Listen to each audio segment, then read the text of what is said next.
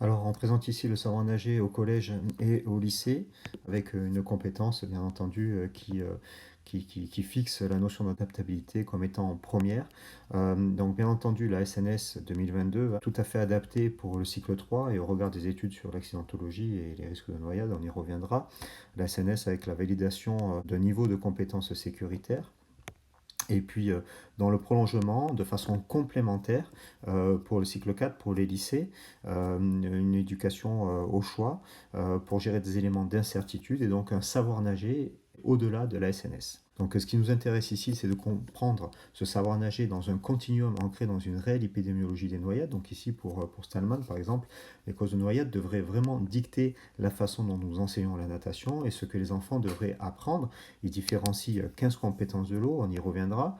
Ici, François Podevin a fait une étude en 2021 sur des différents risques en fonction des différents âges des populations qui se baignent et qui ont tendance à être en difficulté.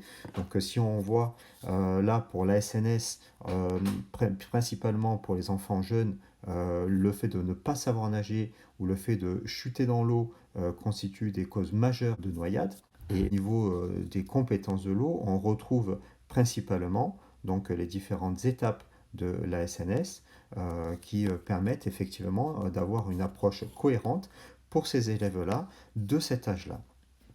Donc de façon complémentaire, on peut envisager un savoir nager au-delà de l'SNS, dans la mesure où des populations plus âgées, donc cycle 4 collège, éventuellement population lycée ou adultes, se trouvent davantage en difficulté, donc par rapport au courant ici, des phénomènes d'épuisement, mais aussi des malaises, très certainement liés à du stress, par exemple, par rapport à certaines situations vécues. Et là, dans le cadre des compétences de l'eau de Stallman, donc on se retrouve avec bien entendu des choses qui sont relatives à la nage en pleine eau, la nage habillée, mais aussi des attentes d'adaptation par rapport à la reconnaissance d'un risque, reconnaître aider une victime, auto-évaluer sa compétence, avoir des attitudes sécuritaires. Donc on est vraiment dans un prolongement, dans une complémentarité entre la SNS et le savoir nager au-delà de la SNS.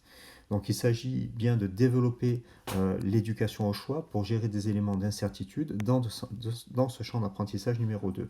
Donc de façon à permettre à chaque élève de s'engager, renoncer au regard de la prescription de la circulaire 2017. Le sauvetage aquatique et le savoir nager, donc au-delà de la SNS, ce serait une opportunité à saisir pour continuer à développer ce savoir nager au collège et au lycée, fondé bien entendu sur des éléments d'incertitude pour mettre en scène des scénarios qui permettent de recréer la réalité et l'incertitude du milieu naturel. Donc un algorithme ici qui va être présenté pour guider les élèves dans leur choix. Le rapport 2019 donc, fait apparaître l'importance de pouvoir se connaître suffisamment pour reconnaître une situation à risque, et c'est ce que l'on souhaite présenter ici. Alors on présente ici un outil qui se subdivise un petit peu en deux temps autour de scénarios et de quatre axes qui composent un radar indicateur de compétences.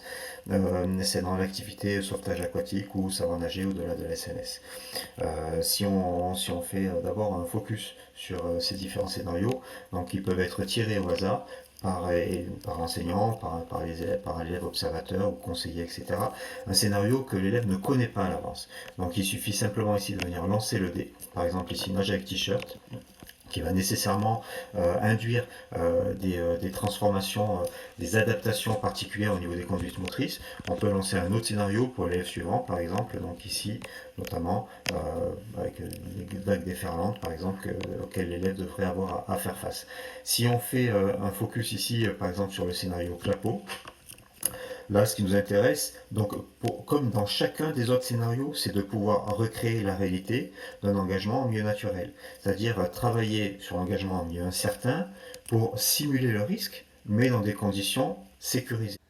Donc là, on le voit, à partir de ce scénario clapot, on n'est plus en piscine, on est en mer avec un véritable clapot.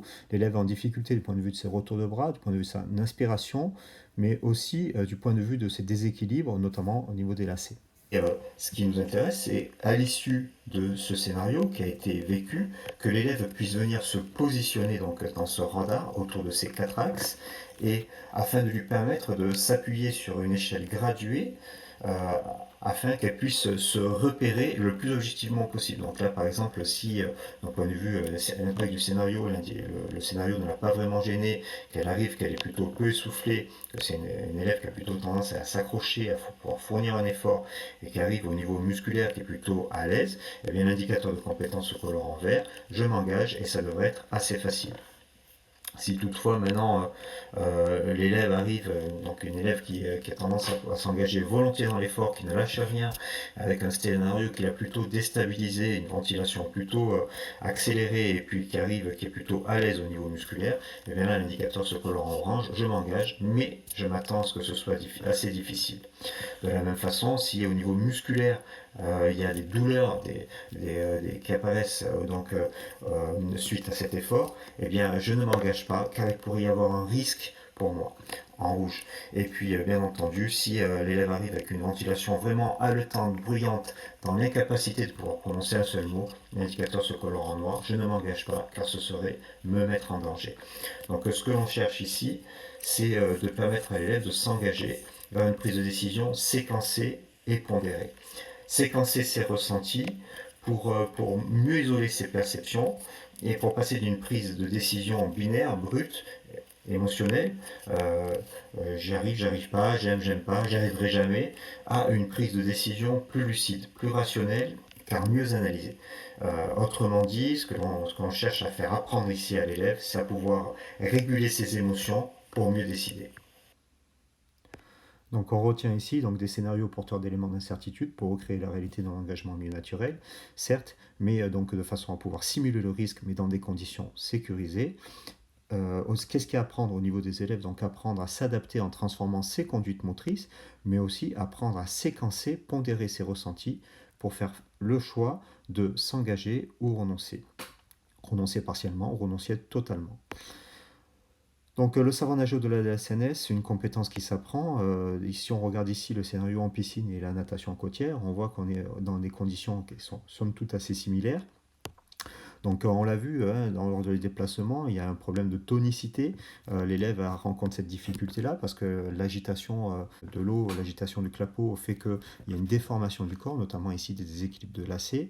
Elle est en difficulté aussi au niveau des retours des bras parce que les mains viennent percuter les crêtes de vagues du clapot. Et donc tout ça, ça peut engendrer un phénomène fatigue qui est relativement important.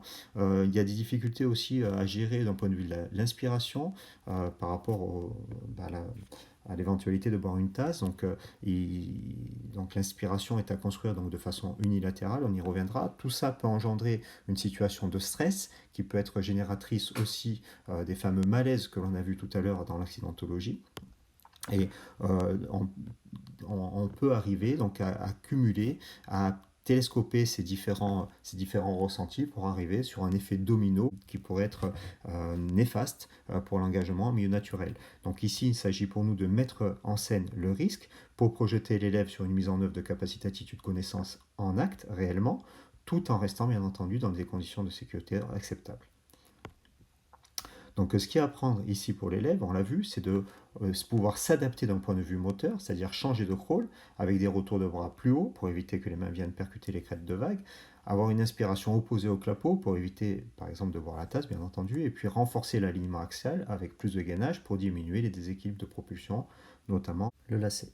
Et ça, c'est un prérequis, on va dire, de façon à pouvoir s'engager aussi par la suite en natation côtière, en natation en mer.